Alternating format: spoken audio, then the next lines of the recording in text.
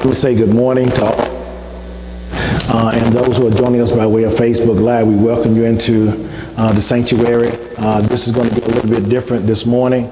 We want to spend our time this morning prayerfully to educate and empower and talk about delivering a vote for election 2020.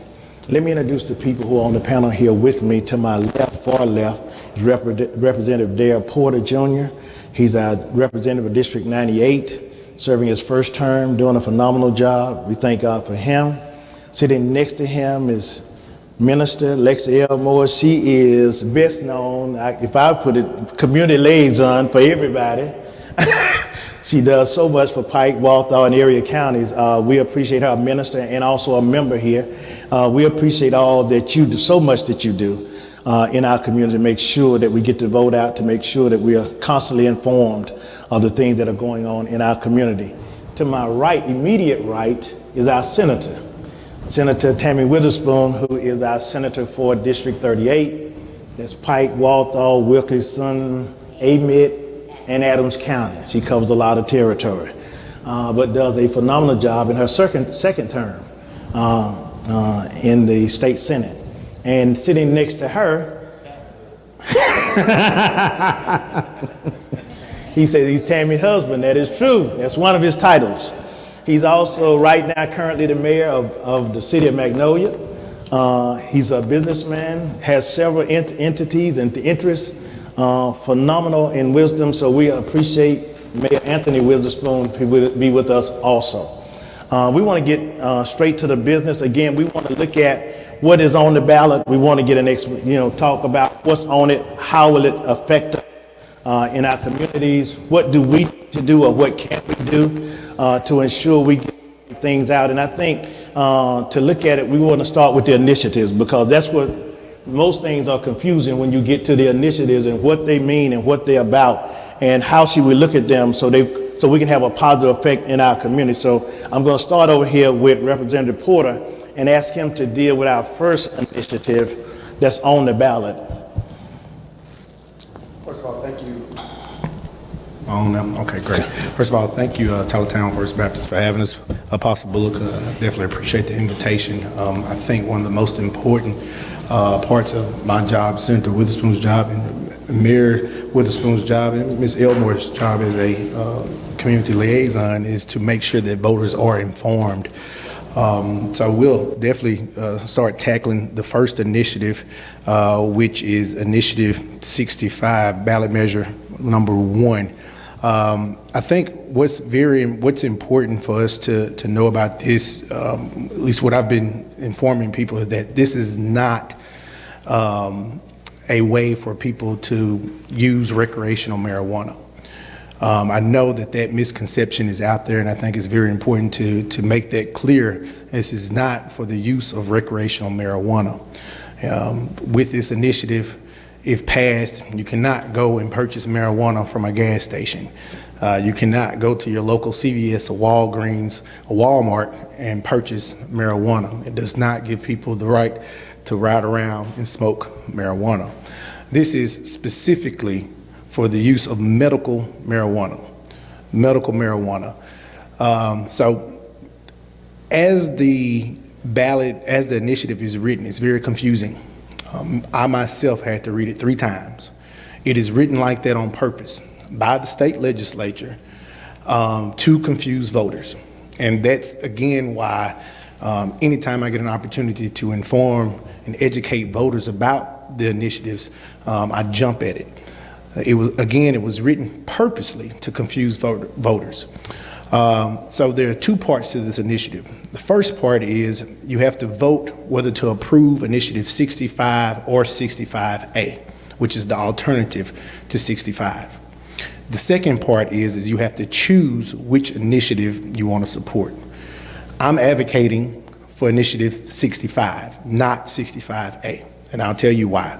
Initiative 65A is literally a piece of legislation that was lumped together at the last minute in order to deter voters from voting for Initiative 65. Most of the things within Initiative 65A are undefined. For instance, there's no start date in Initiative 65A. There are no constitutional protections for physicians in Initiative 65A.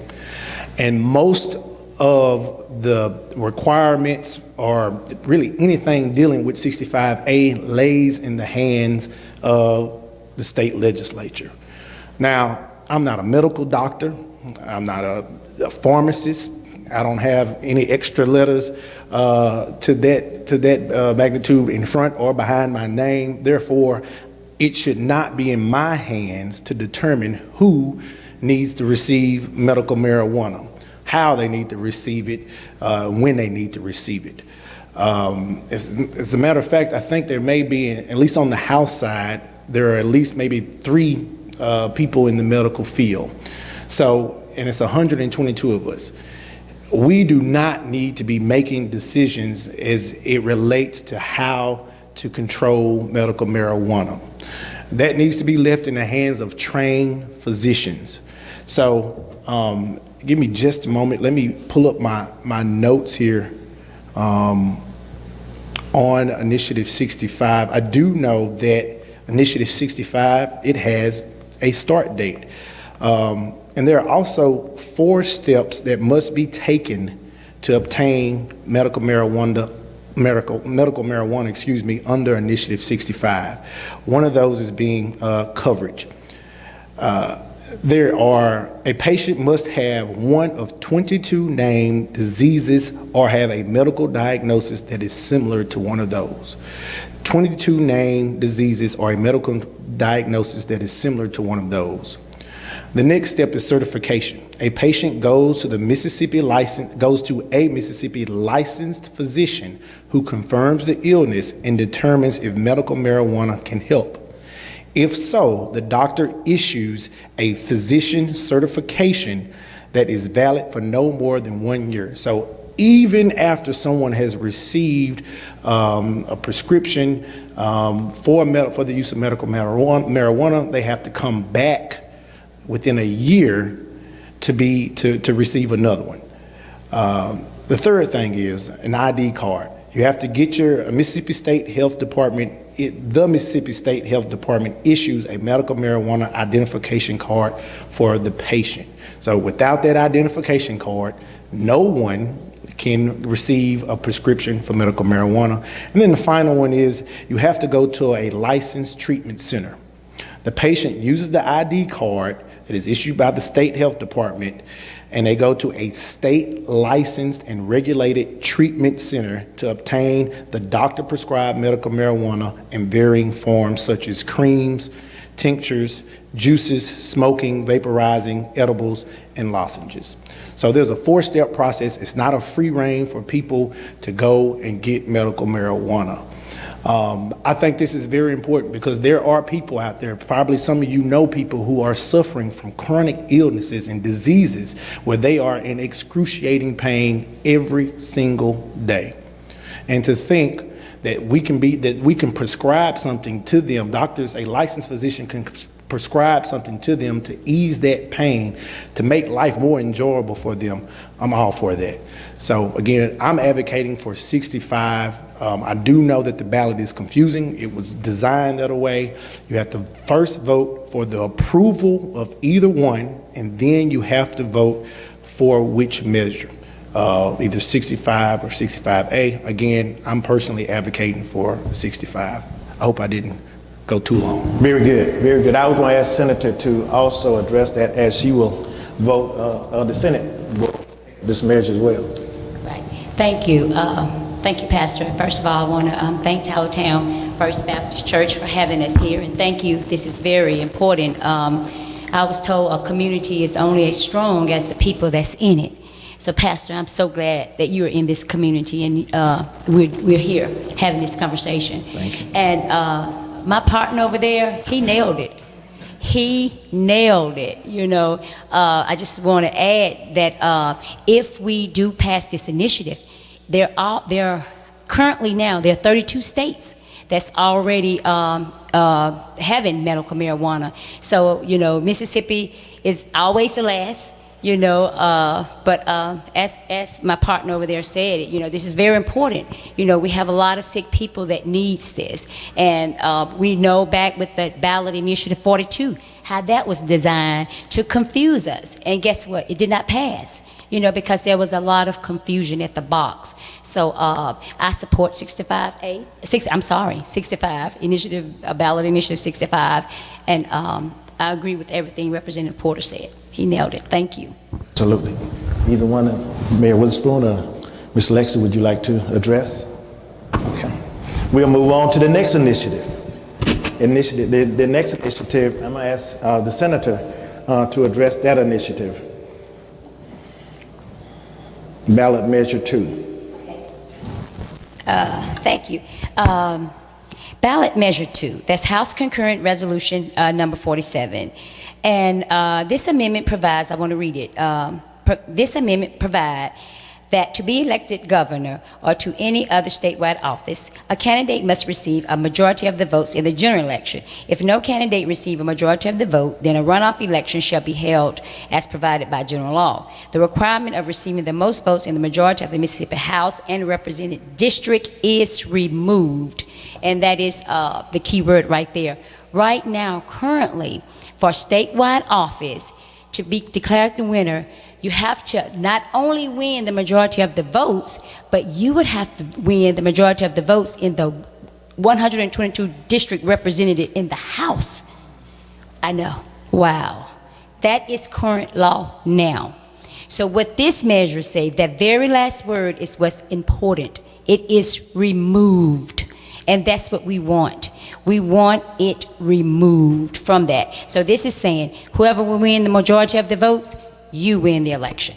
You do not have to win the majority of the 122 House votes that it represents and the city. That's crazy. That is crazy. That's just unheard of. So we do want this removed. So if the majority of the votes, you win the election. So on that ballot, on that concurrent resolution number 47, we're asking that you vote yes on it because we definitely want that removed. Absolutely, absolutely. And I'm going to ask Mayor Witherspoon, and I'm going to jump, but I'm going to come right back. If you'll talk about the Electoral College, because there's a lot of discrepancies, there's a lot of confusion surrounding the popular vote versus the Electoral College vote for the President of the United States. Right, and you're absolutely right, Pastor, and I also want to thank you for what you're doing here, and this is very important, it's important that pastors take this step that you're taking today to educate their congregation on how to vote when they go to the polls. Well, not just so much how to vote on when they go to the poll, but what's on the ballot. No, I take that back. Tell them how to vote. Tell them how to vote. Yeah, and I'm so glad you're doing this, right? So let me say that the Electoral College, what we see in ballot measure 2 is just a state reflection of the Electoral College. And as you know, if we didn't have this outdated Electoral College in the presidential elections, then Hillary Clinton would be the president today, right? And we wouldn't have all the craziness that we're having right now. So, when we look at the current system, statewide electoral system in the state of Mississippi and the Electoral College, you have to ask yourself, why? I mean, if we're supposed to be a democracy, right? Democracy means majority wins, right? But however, after the Civil War, you have the Electoral College, and you know why, right? Blacks could win popular votes back then, and in statewide elections, because you got to remember, Mississippi percentage-wise was more populated with blacks then because of slavery than it is today. We had a lot of migration out of Mississippi from the Delta to south side Chicago, which we call North Mississippi today, right? And Detroit and all of those areas, Milwaukee. But we were electing, we had members of Congress, Harlem Rebels and all, so the Electoral College was put in place on a federal level. They say to make proportioned representation.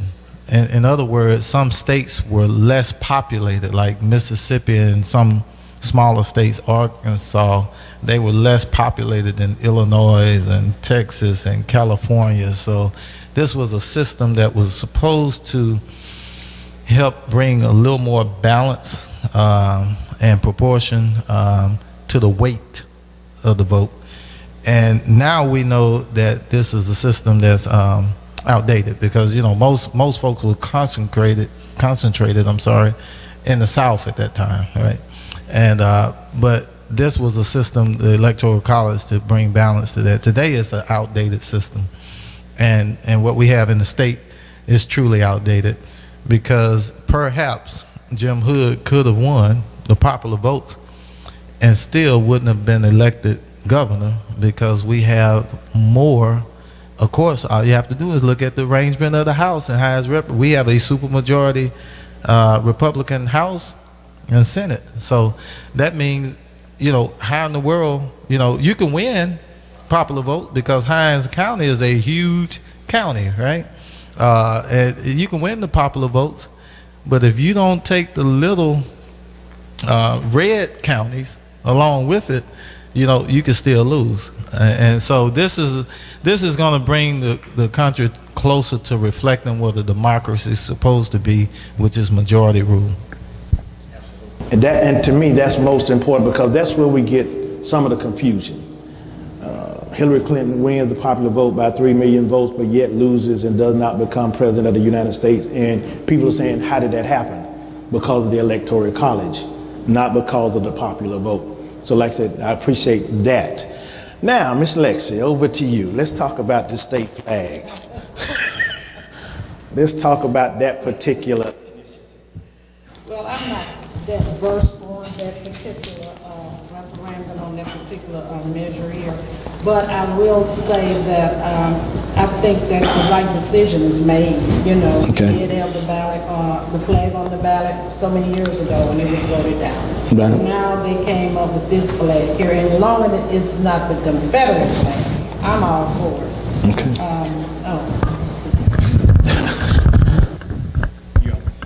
Okay. As I said again, they had this referendum on the ballot before, and it was voted down. This time they have another one, and I am excited about the flag. I think it's okay. I cannot see our state legislators spending a lot of time. If this initiative fail, then that means they got to go back to the drawing board and come up with another one. And as far as I'm concerned, I think it's fine. So I don't have a problem with it, and I will be voting yes. And all our sample ballots, they have it marked yes also. You want to address? Absolutely. This is testing. Okay. This has been one of the highlights of the legislative year for me. Coming in as a freshman legislator, first term, and to be able to really reshape Mississippi's embattled history. Fact of the matter is, we will have a new flag regardless, and it will not carry the Confederate emblem.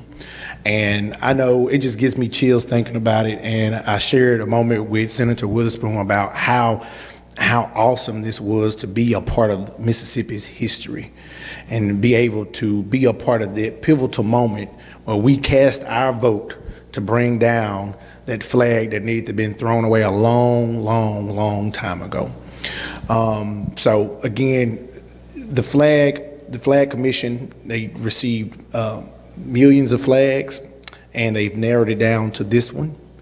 I'm encouraging people to vote yes on this flag. If they choose not to vote yes on this flag, then again, as Ms. Elmore has pointed out, the process will just start over again. But I am still very proud to say that we will have a new flag regardless, and it will not carry the Confederate emblem. Senator, how excited are we that we have a flag of some representation that brings us together instead of being so divisive, because the other one was certainly divisive. Yes. For one set, people were excited about it. For the other set of people, it represented oppression and suppression. Absolutely. And to be in a point, in a moment in time, where that gets changed in the state of Mississippi. Wow, that's all I can say. So glad to be a part of history. And I just want to give you all just a brief history. What happened at the Capitol, what happened at the Capitol to bring about this change. I don't know if you all remember the player from Ole Miss, Mississippi State, who refused to play under that flag. Do you all remember that young brave brother that stepped up and said he refused to play, got the conversation started? So what happened, we start having coaches from Ole Miss, Mississippi State, Alcorn State, all these coaches came to the Capitol and they met with leadership. And they was like, our players don't want to play under this flag. And guess what? They say they wasn't bringing any championships to Mississippi. We had companies bowing out, saying they wasn't bringing any companies, any business. They wasn't opening any business in Mississippi. So we got these business owners, start coming to the Capitol, meeting with leadership. Look, it is time to take down that flag. Their voices were heard. They were all over the Capitol. Their voices were heard, and the leadership saying, it's time. It's time. So, of course, they start talking to their counterparts. Let's see how many votes we got. And I think, how they say, you want to hurt somebody, get in the pockets. Get in the pockets. Watch the money. What's the word you always tell me? Find the money, follow the money. This was hurting Mississippi. This was hurting Mississippi, and this was hurting Mississippi pockets. So leadership got together and said, we got the votes, and it is time to bring down the flag. It is time. It was such a momental moment, pastors. It was tears everywhere. Everybody was happy. Once it was done, we knew that it was the right thing to do for Mississippi. This has been over our heads for such a long time. And we knew it was the time, and it was the right time to do it. So the votes there, I was glad I was there, very proud to have cast my vote to take down that flag and start the process with the new flag. And with the new flag that's on here, a brief history on that. They were appointed by governor, appointed one, the lieutenant governor, the speaker appointed people to design a flag. And I think they had 7 or 8 flags they came up with. But this is the one, that was voted on. And of course, it has the "In God We Trust" on it, and of course the magnolia flower. And I think it is a flag that represents us all, that everyone can be happy about and can be proud of. So I'm excited that it's on the ballot. This time we're going to get it done. We are going to get it done. I'm not going to even say we're going back to the drawing board. We're going to get it done because it's time. Thank you. I just appreciate that. I thank God, especially as it relates to these, Senator Witherspoon and Representative Porter, because I called them. When I got this information, I picked up the phone, I started calling them. I said, listen, we need to discuss this because we need to make sure that we're directing our people in the right way. We need to know what everything on this flag represents. The 20 stars, what do they represent? And Mississippi was the 20th state of the nation, and that one gold star that represents those people with disabilities, what did that mean? We want to know what every symbol, because everything means something. Everything on this flag represents something. There's nothing here by accident, nothing by incident. So when I look at it, I say, okay, what does it? So I call the people who know. Tell me what this means, because people are going to ask me, Pastor, what does this mean? And I need to be able to give them an answer. One of the scriptures that I love is Proverbs 4:7, where it says, wisdom is the principal thing, so therefore get wisdom. And while you're getting, and all you're getting, get an understanding. Because we need to understand what these things are all about, because sooner or later, as they become law, they're going to affect us in some type of manner, whether it be good or bad. That's why it's important that we educate and empower so we know how to vote. Not just to vote, but how to vote, because that's just important. I was talking to someone across the week, and we were just talking about voting, the whole voting process. And the lady said, well, when I go to the poll, the things I know about, I vote for, and the things I don't know about, I just leave, unmarked, but still that's voting. Whether I vote for or if I don't vote anything, I'm still voting. Not to vote against something is to vote for it, whether I mark it or not. So again, so many times we have to understand why we do what we do, not just to do it, but the why behind that. And I got that from a mayor friend over there. He told me you take 6 hours to shop the action, you got 8 hours to cut it down. That's what you told me. I kept that. You prepare, you do your homework, you do your research, and it makes it so much easier for things to flow out when you've done your homework. It makes it so much easier to give answers when you know what the answers are. They told me, as far as attorney is concerned, that when they go to court and they trying a case, you never ask the question that you don't already have the answer to. That's dangerous, to ask a question that you don't. Remember Christopher Darden when they said, no, don't ask that question about that glove. Don't have him put that glove on. And Chris had to, see, he should have known the answer before he had OJ try that glove on, but he didn't do that. So history teaches you lessons that we need to learn from so that we'll be brighter and have the wisdom to go forth in the days that are to come. That's why I appreciate this group right here. Let's move a little bit further.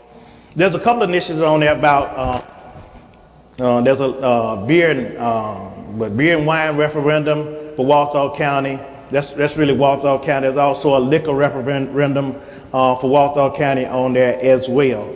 And so those, I'm asked, Sister Alexa, can you talk a little bit about those?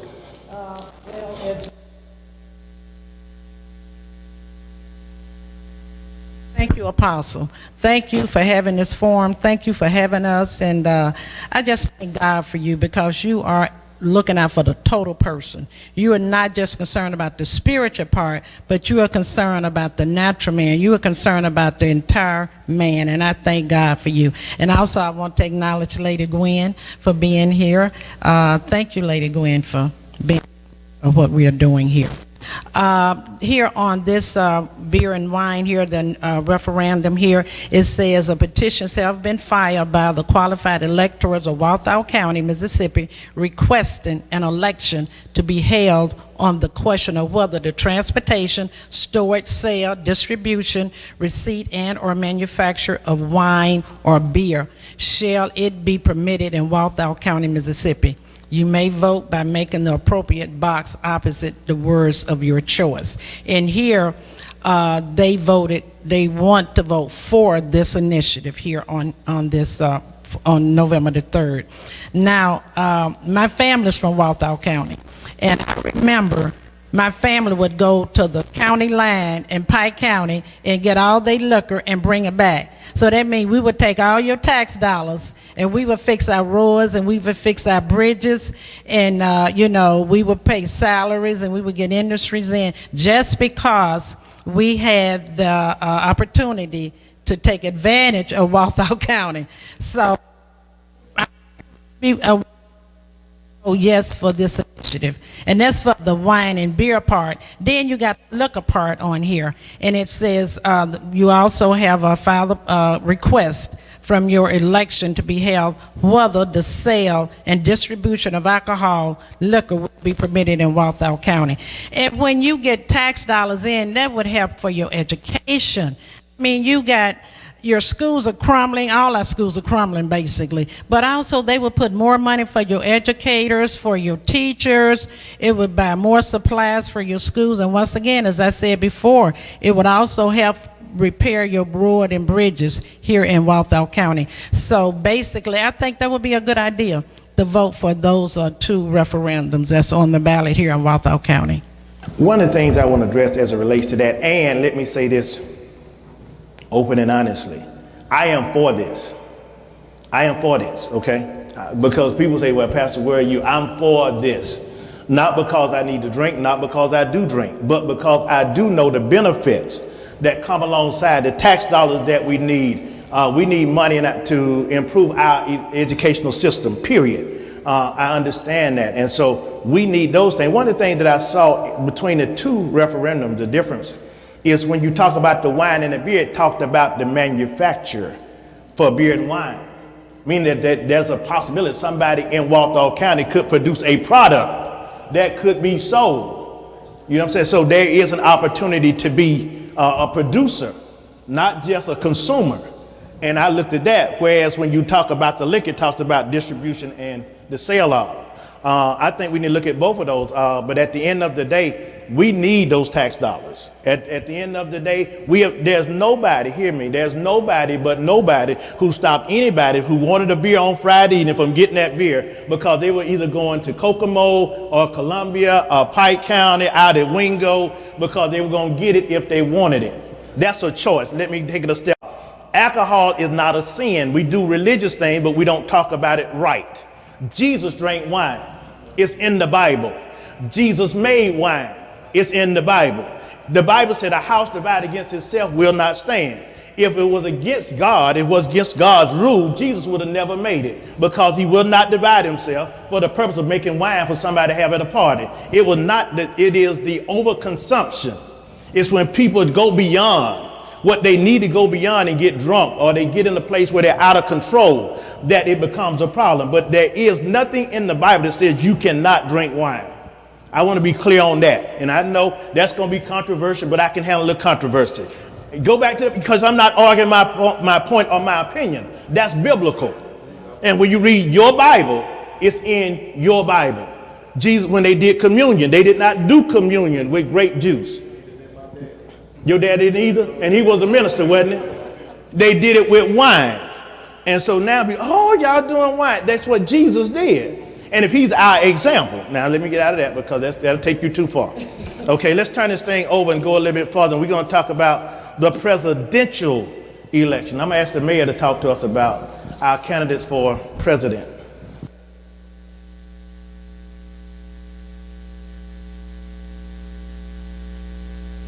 Is it on? Okay. Yeah. We only have one candidate for president.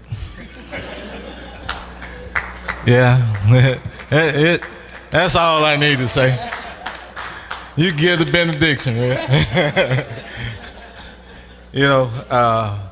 Seriously though, everybody know what we need to do. It's really just a matter of turning out the vote. I believe if we just get the people out, they know what to do, especially people who look like me and you from our communities. This country cannot afford another 4 years of Trump. And let me tell you, Trump has already done enough damage to last the country a lifetime. It's going to be hard for people of color to get justice through the court system now, when this guy has literally stacked the courts, the federal court system, with conservative right-wing judges, more in the history of America. And these are lifetime appointments. So while we was sitting there thinking that we were watching a reality show, an extension from The Apprentice or whatever, this guy was really, well, his handlers, because he's not that smart. Y'all do know that, right? He's not that smart. His transcript says so. But the powers that be was allowing him to distract us, right? While this guy was really, and the powers that be were actually stacking the courts with right-wing conservative judges that we'll have to deal with for the rest of their lives, and possibly the rest of our lives, and actually even some of our children might, be impacted by their ultra-conservative views. So that's why, enough damage has been done. Damage to the economy, damage, as far as the court system. Race relations will never be the same, because, it's not only did they take the hoods off, they took the mask off, right? And that's pretty dangerous. This guy has really driven a wedge between races in America that, only God is going to be able to intervene and heal. So Tuesday, we just less than 40 something hours, less than 48 hours away. Well, no, we 60 hours away? Yeah, about 60 hours away. We need to get our people to the poll, and this is a no-brainer, and elect Biden, Senator Biden, for president. Also, I would just like to comment on that. We as people of color, we don't have a choice. We really don't have a choice. This is a matter of life and death. If we put this person back in there for another 4 years, it's really going to be devastating for people that look like me. So that's why I am just livid at what I hear is being said on television. And you know, when I see him call, what really devastated me, when he called Vice President Harris a monster. I mean, what kind of person, the leader of the free country, would call anybody, whether she's a woman of color or a man, would blatantly and openly express his views like that? I mean, would you want your children to listen to a person like that? You know, and then when he called women of color stupid, he called women of color low IQ. He got 500 immigrant children, over 500 locked up in a cage. What mother would want someone to be the leader of the free country that we are living in, that we call our home, that we live in the United States of America? That is a disgrace, and it's embarrassing. It's really embarrassing. When you see those little kids, they will never know who their mother or father is. You know, so, I mean, we just don't have a choice. That's why we are advocating that you not only go to the polls November the 3rd, but you take somebody to the polls with you on November the 3rd. You plan your vote November the 2nd, just like we are doing here now. We are educating you on the ballot. That's the first thing you need to do. Monday night, get you a ballot. If you don't have one, you can call me. You can call anyone on this panel. We will educate you on the ballot, okay? The next thing you need to do, you need to call the secretary of the circuit clerk's office, the Walthall County Circuit Clerk Office, Pike County Circuit Clerk Office. The number in Pike County is 601-783-2581. You can call the circuit clerk's office and find out what is your voting status. Are you inactive? Are you currently eligible to vote? Then you need to know, where is your voting place? Where do you go? Have you gotten married recently? Have you moved recently? You need to find out Monday night, Monday, where do you go and vote? The next thing you need to do, you need to get your voter ID card out of your pocket and start looking today, just in case you don't know where it's at. Get your ID. If it's your driver's license, you gotta have a picture ID, okay? So those are some things that is very important. Then you need to be prepared mentally to stand in line. We're not expecting to have a line, but I don't know what's going to happen November the 3rd. You got to be mentally prepared. Take you some water. Make sure you got your cell phone charged up. Make sure you got a snack. Make sure you have a chair in case you need to sit. Be prepared. The polls open at 7 a.m. and they close at 7 p.m. So those are just some important facts that we want to encourage you to please be ready to go out and do what you do. And a lot of times mentally, we have to prepare ourselves because this is a challenge for all of us. And I can't say that enough. Please make sure you are prepared to do what you need to do, okay? Thank you. Would you give that number to the circuit clerks of Pike County one more time, please? It's 601-783-2581. We also have an election hotline because we know it's going to be some stuff going on November the 3rd. So don't think you're just going to go in there and just walk in and everything is going to be cool. No. It's going to be a lot of things going on that is not honest. And if you have Mayor Witherspoon, he is such a great person on this. That election hotline, do not let anybody turn you away from the polling place. Vote. If you go there and they say, well, you can't vote there, then ask them, where do you vote? And they have a book, they can tell you where you're to go and vote. Then you go over there. If your name is not on there, then you need to call the circuit clerk's office, and the election hotline number is 888-601-8683. 888-601-8683. That is the election hotline. If you can't get any results then, you call the Secretary of State. You go to Jackson, and the telephone number is 601-359-1350. Again, the Mississippi Secretary of State's office, telephone number is 601-359-1350. And we are telling you to vote blue on November the 3rd. All I could do, eat, sleep, and think about November the 3rd. Vote, vote, vote. Vote blue November the 3rd. And I'm sure we'll be coming back to this, right, Apostle? Ms. Elmore, but if you don't see your name on the list, before you leave out of that precinct, you ask for an affidavit ballot.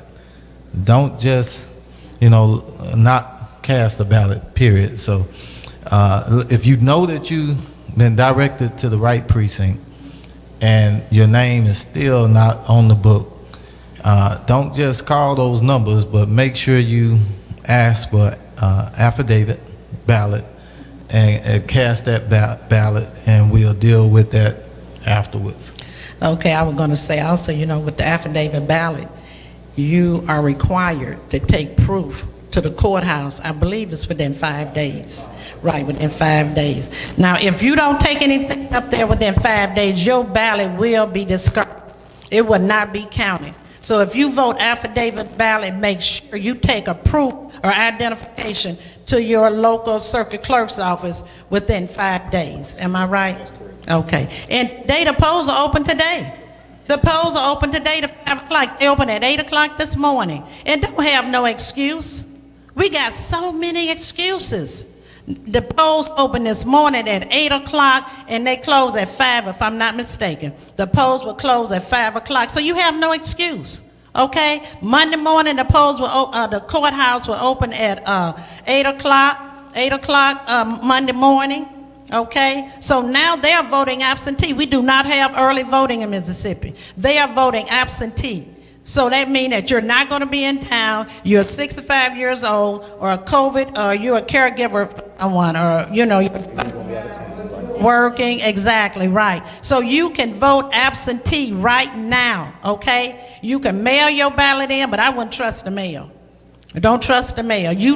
No, you can't take your ballot. You got to mail it in. You got to mail it in. I got something from the Democratic Party last week, and it said that you can carry your ballot in. The Mississippi Democratic Party, and that is not correct. That's incorrect. You have to mail your ballot in. Don't put one stamp, put 2 stamps on there, just to make sure your ballot get in on time.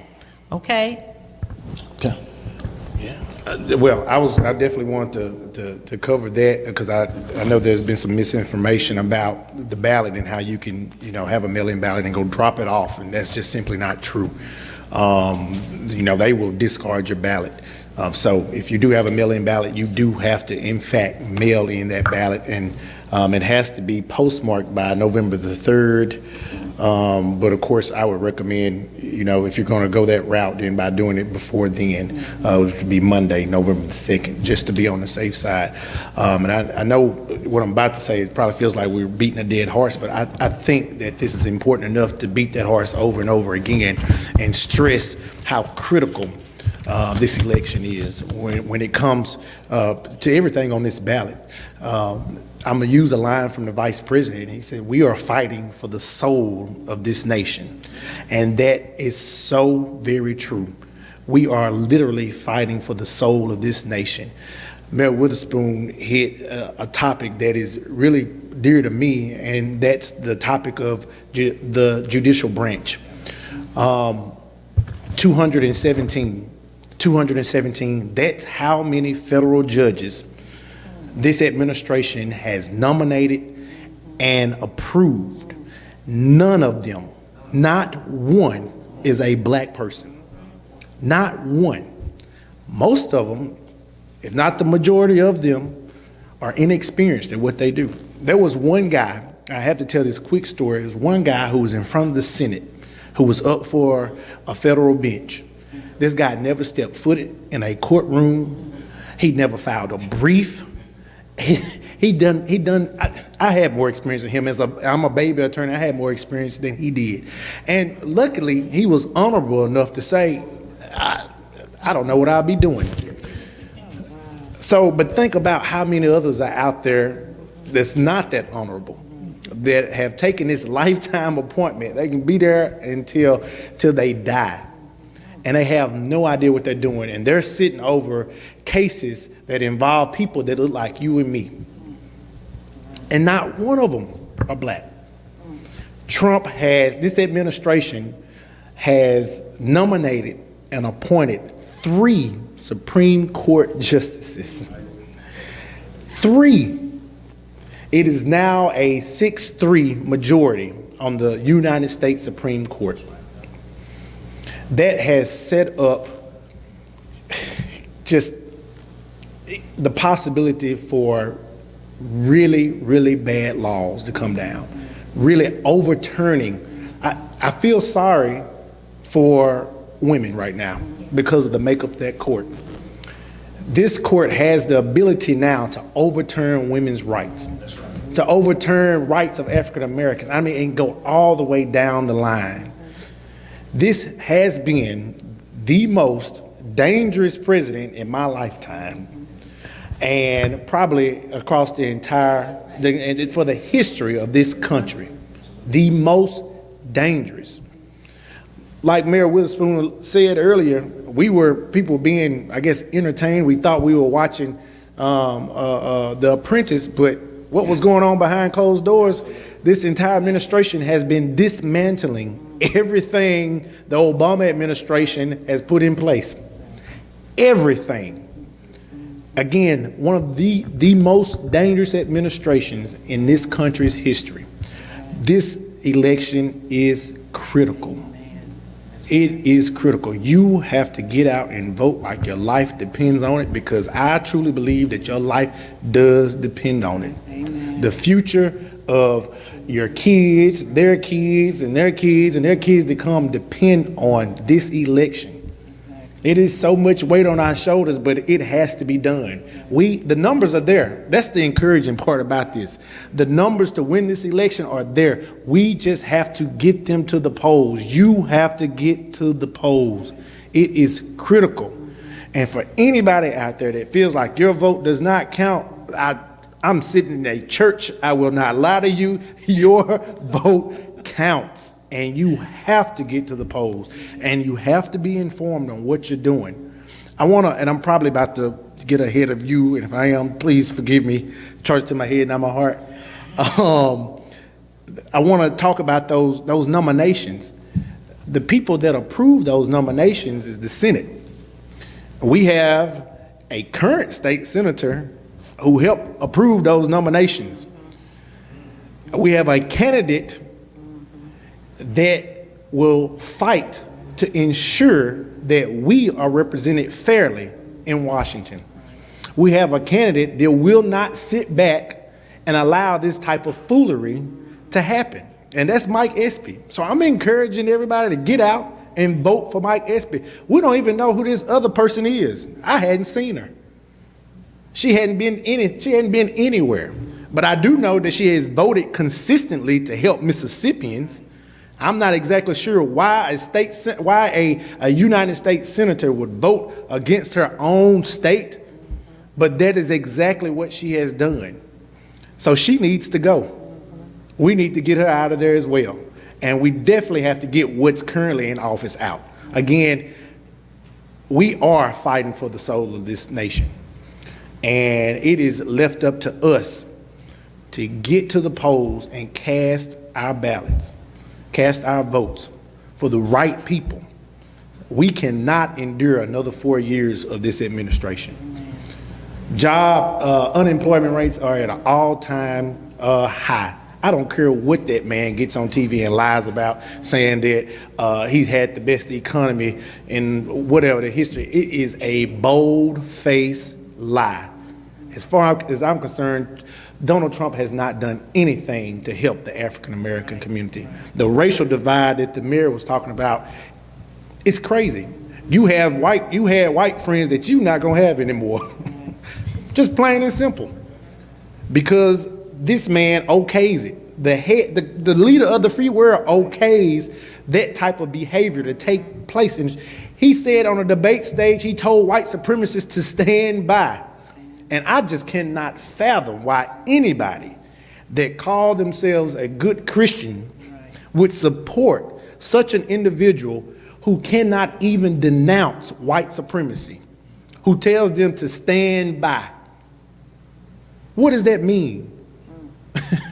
How am I supposed to interpret that as a young black man, particularly with all the civil unrest in this country, where you got people riding around in their big boy trucks and they rebel flag?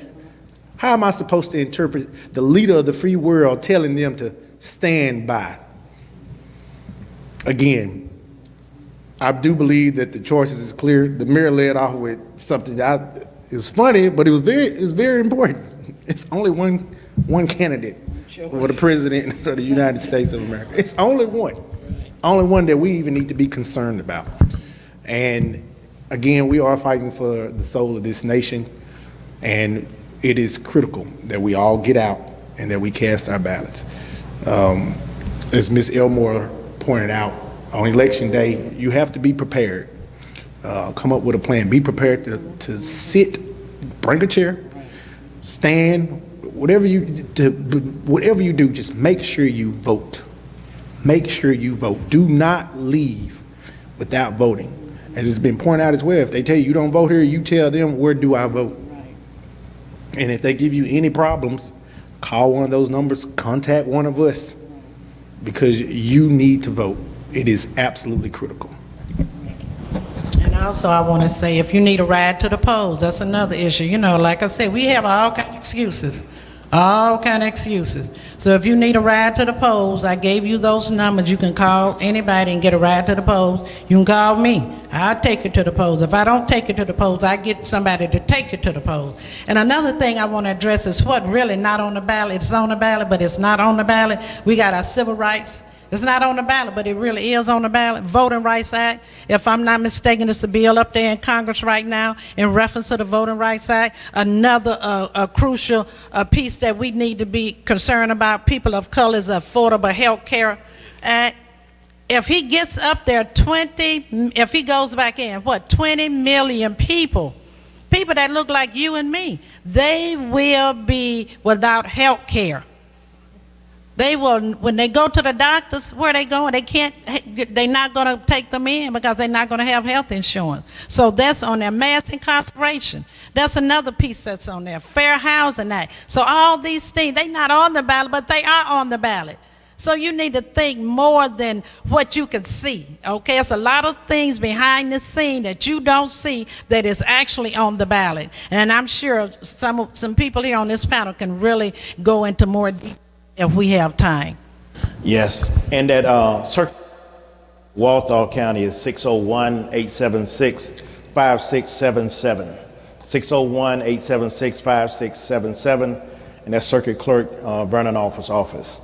We want you to have that as well, because we need everybody to get out and get the vote out.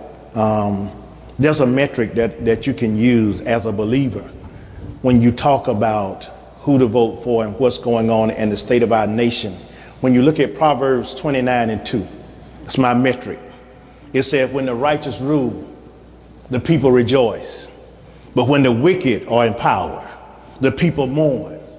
And just listen to what you're hearing now, and it don't take long to figure out who's ruling right now. When you go in our communities, and when you talk about the possibility of 20 million people losing health care, who already have conditions already, and they could only get worse because they can't afford to go to the doctor. What that will look like, if we're hearing cries now, how much more and how much louder will the cries be when those additional 20 million plus do not have health care anymore, when we're dying from disabilities and all other kinds of illnesses because we can't go to the doctor because we don't have a payer source. Those things, when we talk about what is at stake, there's a lot at stake. When you talk about the soul, because when you talk about the president, when you talk about the leader of the free world, or when you talk about even kingdom, it is incumbent upon that person to lead their people in a way that their people benefit from their policies. But then we don't know what policy, we haven't seen any policies. If you're talking about an election, here we are three days out from Tuesday. And all this president talked about is what Obama didn't do and what Sleepy Joe didn't do, but he's not laid out any plan. See, that's what I listen for. Tell me about you.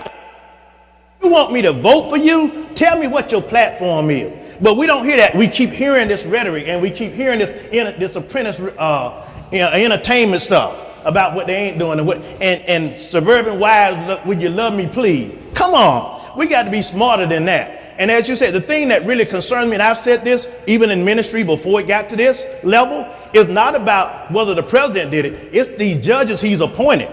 That's talking about our children, our grandchildren. We're talking about a generation that's going to be affected by people that they're putting in place right now. Long after you've not seen Trump's face for 20 years, they're still going to be in positions that he put them in place. They're still going to be ruling and reigning because they're on that Supreme Court unless they die out. So when we look at it now, that's the thing that's more concerning to me. And when you talk about the latitude of what a president has the capacity to do is appointing those judges and putting them in those places. That's why we got to go to the polls. We need somebody to turn the tide. Absolutely. Absolutely. When you go now, when you go in a courtroom, the majority of the time when you go in a courtroom, most of the people who are doing the work in the courtroom does not look like us. Now, say what you want, say how you want it, but this is me. I told him I had a surgery one time on my hand, went to the hospital. The thing that gave me comfort was whether she could help me or not, whether she could do anything or not. There was one black nurse that was a part of that team that gave me some comfort because she looked like me. And let me say this, and I want to take this a step further. I don't want to elect people that look like me just to elect people that look like me because you can do damage. We need to talk about electing people, whether they be black or white, red or brown, who's going to facilitate change in our community to make it better. I'm not talking about black to be black. Wrong answer. Black to be effective, white to be effective, brown to be effective, because we need effectiveness, not just a face. Because I know there's a Clarence Thomas sitting on the Supreme Court right now. When the last time you heard from Clarence? Nobody's heard from him, yet he's sitting in that place. See, there's an old man that told me something one time, and it really blessed me. He said it's hard for a dog to bark when there's a bone in his mouth. And when you got people money in your pocket, you might want to say something, but you can't say nothing. When you got certain people that put you in a place, you may want to oppose something, but you can't oppose that because there's certain people behind the scenes that's telling you which way to go. I thank God for liberty. Let's go. That's my metric. Proverbs 29:2 is my metric. You'll know who's ruling based on Proverbs 29:2. Because when the righteous rule, the people are rejoicing. But when the wicked are ruling, the people are mourning because the conditions are not favorable. And we have to understand that. Let's go a little bit further. Let's talk about the last few people. We got some people on here, they're unopposed. So we have to deal with those things. But again, we talked about Mike Espy running for Senate. We have to look at that and make sure that, again, that we get the vote out. I want to say to the people who are around the county and in Pike County and other areas, there's teams going out, giving out information, taking out sample ballots. So when they show up in your neighborhood, they're not just somebody random. They're sent. They're doing that purposely. We're working to get the vote out. And we want to cover and canvass the entire area to make sure we get the vote out. We want to get sample ballots in people's hands so you'll understand how to vote. Because again, we have to look at those things that's going to affect not only our, but Mississippi as a whole, the United States as a whole. We need to do that. Let me go around one more time and you give final thoughts and we'll come around. We'll start with you, Mr. Mayor.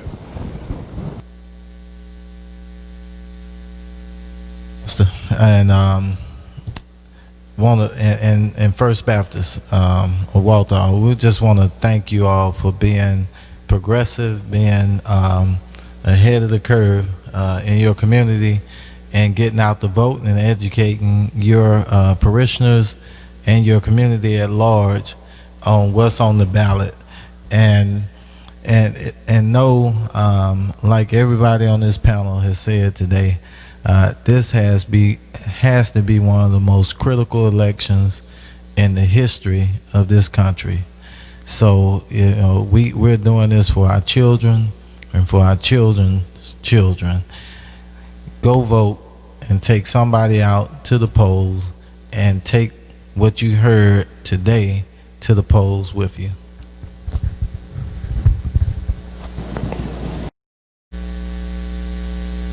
Thank you, Apostle Bullock. It's such an honor to be back here in Walthall County. It's always good to be back here amongst my people. Again, I want to thank First Baptist of Tylertown. Thank you all for having me. And I just want to piggyback a little bit something off what Representative Porter said. He and I was at a rally earlier today with Secretary Espy in East Macomb there. And one thing he said, and I just want to share it with you all, he said there was a poll that was done, and a study, it's like a study or something that was done about the most effective senator in Washington and the most ineffective senator in Washington, D.C. So he wouldn't tell us who got the most effective part, but he asked us to take a guess who was the least ineffective senator. Can y'all take one guess who that was? Cindy Hyde Smith. She was at the bottom, you know, and even with the flag, you know, in taking down the flag, you know, she did not support that. You know, anything for the state of Mississippi, you know, moving it forward and changing it and making it a better place, she was always against it. So I just wanted to share that with you all, because when he said that, you know, it really stuck with me, and I just wanted to bring it to Walthall County to let you know that we really need to go to the polls and support Mike Espy as well.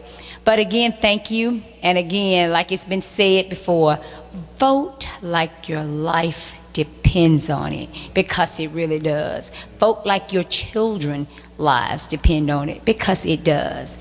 You know, let's stroll to the polls. You know, and I have to get a shout out to my sorority sister, Kamala Harris. You know, she's, you know, I just had to give, you know, to the sister. You know, I think Senator Biden made a wonderful choice, you know, as his running mate. So, you know, with these two together, you know, there's a change.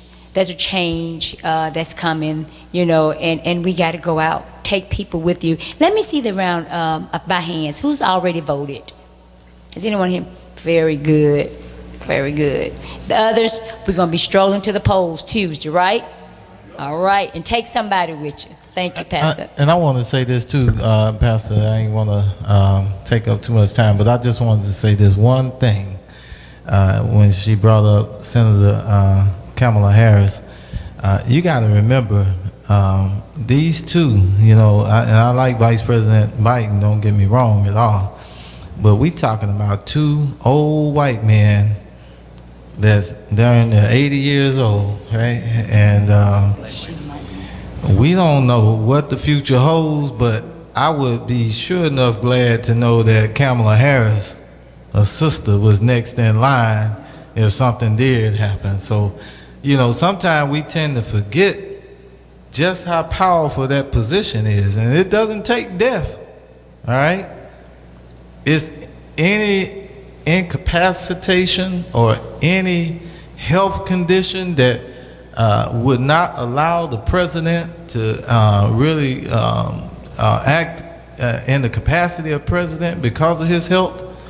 Kamala Harris becomes the president. She starts running the country. I think that's very critical that we note that, because we're talking about two very, very, very, very senior people, you know, that's running for president right now, right? So just keep that in mind, because we never know. God knows, right? But we just need to keep that in mind. That's all I'm saying. First of all, I just want to thank you, Apostle, opening up the church and having the panels here to talk about current issues, and especially with the election coming up. But I remember Jesse Jackson once said, a person that picked Clayton, the hands that picked Clayton, can now pick a president. That is absolutely phenomenal. I don't know how y'all, but that almost make me want to cry. Because when you look at the history, look at our history, where we have come from, slave ships, integration, all of these different things that we have had to endure. And now we have an opportunity to make a difference. I think it was Kennedy said, it's not what can your country do for you, but what can you do for your country? What can we do? People are looking at us. People are looking at leaders, and elected officials. We employ you. You work for us, okay? And then people want to say, well, they don't do nothing. Hold your elected officials accountable. If something is going on, I call Senator Tammy. I can call Representative Porter. I call my circuit clerk today. I will call them to let them know I am your boss. Okay? I am your boss. I'm the one who put you in office, and my vote can take you out of office. And I tell you right away, you got 4 years. And if I don't see no difference in 4 years, I'm going to campaign against you. I was in for 20 years. And I had my people to hold me accountable. I took time out with my people. I sat down and talked with them. They would come to my office maybe for 10 minutes, and we may spend an hour in there just talking. People want to see their elected officials. Don't get in office and we don't see you no more until it's time to run again. That's not being fair to the people who put you there. And we, people of color, we got to have a little extra. We got to have a little extra. So you got to treat us a little different, okay? And all of us in here know that, right? We all know that. So I'm just saying that, I just can't say it enough. You need to go to the polls come Tuesday, okay? Any questions, you can always call me, call Apostle, anybody here. You can call us, and we'll make sure that you get to the polls, and we can also ask questions. Thank you. Once again, thank you, Tylertown First Baptist, Apostle Bullock, First Lady Bullock, and everybody that's watching. Thank you for having us. I think this was very important, very informative.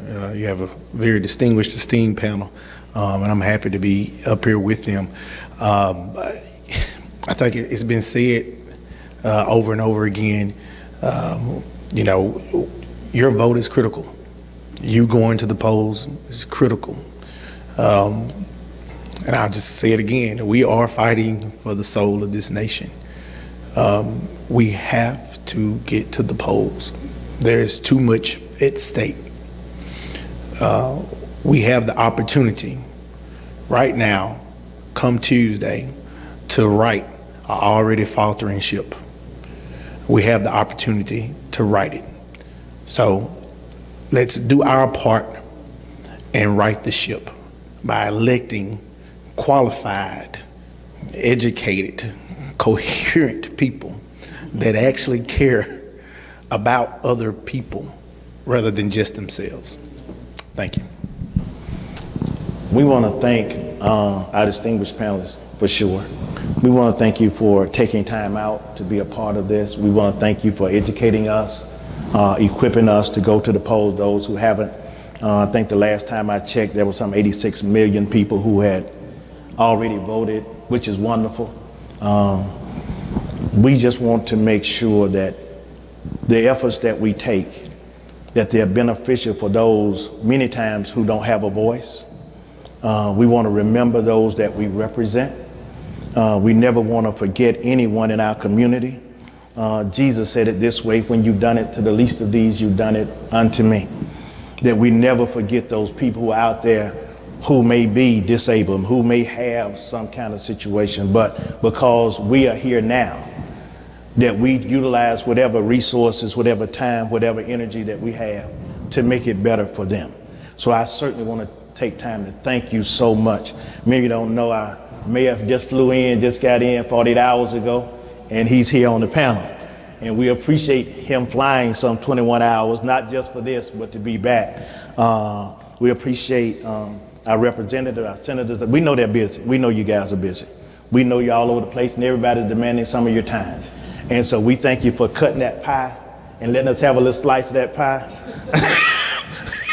Because we know you can always use rest. But thank you so much. We want our people to understand what is on this ballot. We want them to understand what they're voting for, not just marking something. We need to be intelligent in our decision making.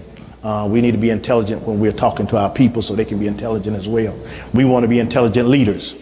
We're called to be that. And when we stop being that, we really, really are a disservice to our community and our people. So thank you so very, very much. We appreciate you all. For those who are I know everybody can't see those people who are in the audience. We appreciate each one of you for being here. We hope that you gain something, that you can take something back to your families, communities, wherever you may be. And again, answer some questions for somebody who may have a question that they didn't have an answer to prior to. Thank you so very, very much. Thank you all.